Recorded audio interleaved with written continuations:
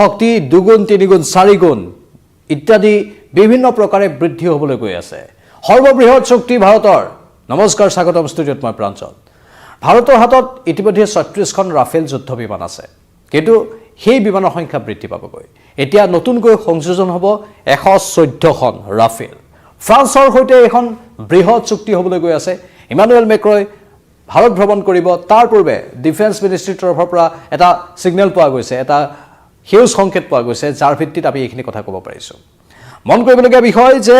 ভাৰতে এতিয়া নিজৰ শক্তি বৃদ্ধিৰ বাবে সকলো প্ৰয়োজনীয় পদক্ষেপ গ্ৰহণ কৰিব এই চুক্তিখন ৩.25 লাখ কোটিৰ চুক্তি ৩.25 লাখ কোটি টকাৰ চুক্তি সৰ্ববৃহৎ চুক্তি হিচাপে পৰিগণিত হৈছে আৰু সুৰক্ষা মন্ত্ৰালয়ৰ পৰা সেউজ সংকেত পোৱা গৈছে ইতিমধ্যে সাংবাদিকৰ আগত সেইখিনি কথা সদৰি কৰা হৈছে যেতিয়া ফ্ৰান্সৰ ৰাষ্ট্ৰপতিয়ে ভাৰত ভ্ৰমণ কৰিব ফেব্ৰুৱাৰীৰ তৃতীয় সপ্তাহত ভাৰত ভ্ৰমণ কৰাৰ কথা তেতিয়া এই চুক্তিখন বাস্তৱ ৰূপলৈ ৰূপান্তৰিত হ'ব আৰু এখন সৰ্ববৃহৎ চুক্তি হিচাপে পৰিগণিত হ'ব আৰু ভাৰতৰ যিবোৰ শত্ৰু ৰাষ্ট্ৰ আছে সেই শত্ৰু ৰাষ্ট্ৰবোৰ অধিক সাৱধান হ'বৰ হ'ল কাৰণ এইখন কেৱল নামত এখন চুক্তি নহয় এই চুক্তিখনত আন কেতবোৰ প্ৰসংগ থাকিব য'ত মেক ইন ইণ্ডিয়াৰ কিছু কথা থাকিব কেৱল ৰাফেল যুদ্ধ বিমান ক্ৰয়তে এই চুক্তিখন সীমাবদ্ধ হৈ নাথাকে ১১৪খন নতুনকৈ ৰাফেল যুদ্ধ বিমান ক্ৰয় কৰিব হয় ইতিমধ্যে ভাৰতৰ হাতত ৩৬খন ৰাফেল যুদ্ধ বিমান আছে কিন্তু সমান্তৰালভাৱে যুদ্ধৰ বাবে প্ৰয়োজনীয় আন্তঃগাঁথনি যুদ্ধাস্ত্ৰ নিৰ্মাণৰ আন্তঃগাঁথনি এই বিমানবোৰৰ যন্ত্ৰাংশ নিৰ্মাণৰ আন্তঃগাঁথনি এই সকলোতেই মেক ইন ইণ্ডিয়াৰ পয়োভৰ ঘটোৱাৰ বাবে এই চুক্তিত কেতবোৰ দফা সংযোজন হৈ থাকিব যি কথাই এটা ইংগিত দিছে যে ভাৰতৰ পৰাক্ৰম আগু এবাৰ বিশ্বৰ বুকুত উজ্বলি উঠিব ভাৰতৰ চুবুৰীয়া যিবোৰ ৰাষ্ট্ৰই ভাৰতৰ বিৰুদ্ধে ভয়ংকৰ ষড়যন্ত্ৰ ৰচনা কৰি থাকে সময়ে সময়ে ভাৰতৰ বিৰুদ্ধে মাত মাতি থাকে সময়ে সময়ে ভাৰতক আক্ৰমণ কৰাৰ ভাবুকি দি থাকে সেইবোৰ এতিয়া নিস্তব্ধ হোৱাৰ সময় আহি পৰিছে ইমানতেই যদি সেইবোৰ মনে মনে নাথাকে তেনেহ'লে পৰিণতি যে ভয়ংকৰ হ'ব সেয়া দেখুৱাই দিছে এনেও বৰ্তমান সময়ত ভাৰত বিশ্বৰ ভিতৰত বন্ধুত্বপূৰ্ণ সম্পৰ্কত আন দেশৰ সৈতে বহুত আগত আছে কেৱল চুবুৰীয়া দুখন বা তিনিখন দেশৰ বাহিৰে ভাৰত বন্ধুত্বপূৰ্ণ সম্পৰ্কত বিশ্বৰ বহু দেশৰ সৈতে আগবাঢ়ি আছে বিশ্বৰ এনে খুব কম দেশ আছে যিয়ে আন দেশৰ সৈতে বন্ধুত্বপূৰ্ণ সম্পৰ্ক গঢ়াত বৰ বেছি আগ্ৰহী বৰ্তমান বিশ্ব হৈছে যুদ্ধৰ বিশ্ব বৰ্তমান বিশ্বত এখন দেশে আন এখন দেশক দেখিব নোৱাৰে বৰ্তমান বিশ্বত এখন দেশৰ সৈতে আন এখন দেশৰ শত্ৰুতা খুব আমি স্বাভাৱিক ৰূপত দেখিবলৈ পাই থাকোঁ কিন্তু ভাৰতে তিনিখন দেশক বাদ দি তিনিখন চুবুৰীয়া দেশক বাদ দি সেই তিনিখন চুবুৰীয়া দেশৰ কথা ভাৰত বিশ্বই জানেই পাকিস্তান বাংলাদেশ শেহতীয়াকৈ আৰু চীনৰ প্ৰসংগ আহি থাকে সময়ে সময়ে অৱশ্যে মাজে মাজে চীনে কিছু নৰম স্থিতি গ্ৰহণ কৰে ভাৰতৰ সৈতে এই চুক্তিবোৰৰ বাবে সেয়েহে চীনে পোনপটীয়াকৈ যুদ্ধ কৰিব নোৱাৰে চীনৰ বাধ্যবাধকতা বহুত কাৰণ ভাৰতৰ সৈতে বহু বেপাৰ বাণিজ্য চীনৰ চলি থাকে কিন্তু পাকিস্তান আৰু বাংলাদেশ এই দুখনৰ নাম ল'ব লাগিব বিশ্বৰ এই দুই তিনিখন দেশৰ বাহিৰে বেছিভাগ দেশৰ সৈতে ভাৰতে এটা সম্পৰ্ক স্থাপন কৰিবলৈ সক্ষম হৈছে এটা সময়ত যিবোৰ দেশৰ সৈতে বন্ধুত্বপূৰ্ণ সম্পৰ্কত ফাট মেলিছিল শেহতীয়াকৈ সেইবোৰ দেশৰ সৈতেও সেই সম্পৰ্ক সুদৃঢ় কৰিবলৈ ভাৰতে সক্ষম হৈছে আৰু তাৰ মাজতেই এই নতুন চুক্তি আৰু এই চুক্তিখনক সৰ্ববৃহৎ সামৰিক চুক্তি আখ্যা দিয়া হৈছে ৩.25 লাখ কোটি টকাৰ চুক্তি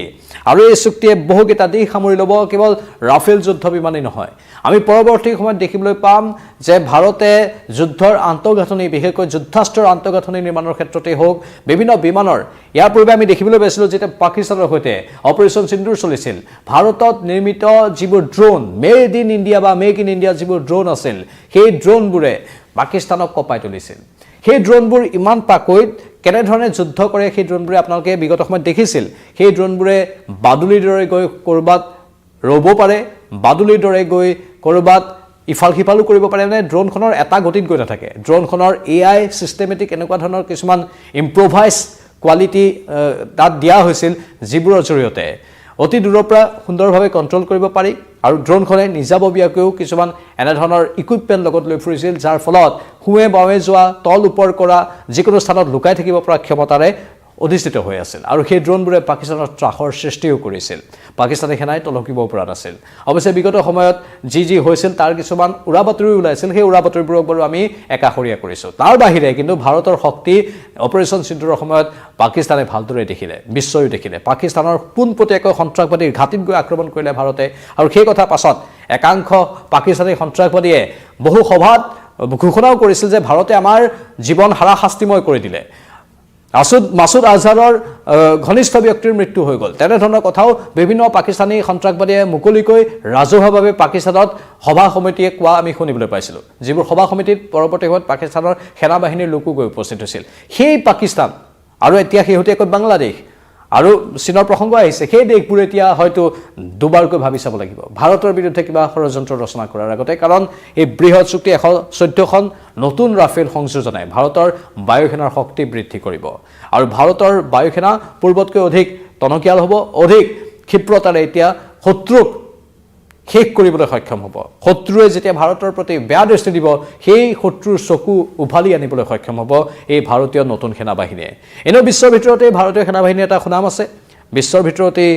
বৃহৎ সেনাবাহিনীৰ তালিকাত ভাৰত আছে আৰু ভাৰতে প্ৰতিৰক্ষা খণ্ডত প্ৰতি বছৰে সৰ্বাধিক ধন ব্যয় কৰে ভাৰতীয় বাজেটৰ অধিক ধন প্ৰতিৰক্ষাৰ নামতে ব্যয় হয় সেইটো কথা সকলোৱে জানে আৰু সেই প্ৰতিৰক্ষা ক্ষেত্ৰত যিবোৰ ধন ব্যয় হয় এনে ধৰণৰ কিছু কামৰ বাবে সেই ধনবোৰ ব্যয় কৰা হয় যাতে ভাৰতৰ প্ৰতি কোনো শত্ৰু ৰাষ্ট্ৰই আঙুলি টোৱাব নোৱাৰে কাৰণ ভাৰতক অশান্ত কৰিবলৈ আজি যুগ যুগান্তৰৰ পৰা চেষ্টা চলি আহিছে সেই ইংৰাজৰ শাসনৰ আগৰ পৰাই মোগলৰ আক্ৰমণ তাৰ পাছত ইংৰাজৰ আক্ৰমণ তাৰ পাছত আকৌ ভাৰত স্বাধীন হোৱাৰ পাছত ভাৰতৰ ভিতৰতে থকা একাংশৰ আক্ৰমণ চুবুৰীয়া দেশৰ আক্ৰমণ সেইবোৰে ভাৰতবাসী শান্তিত থাকিব দিয়া নাই কিন্তু নতুন ভাৰত সেই শত্ৰুৰ সৈতে যুঁজিব পৰা ভাৰত সেই শত্ৰুক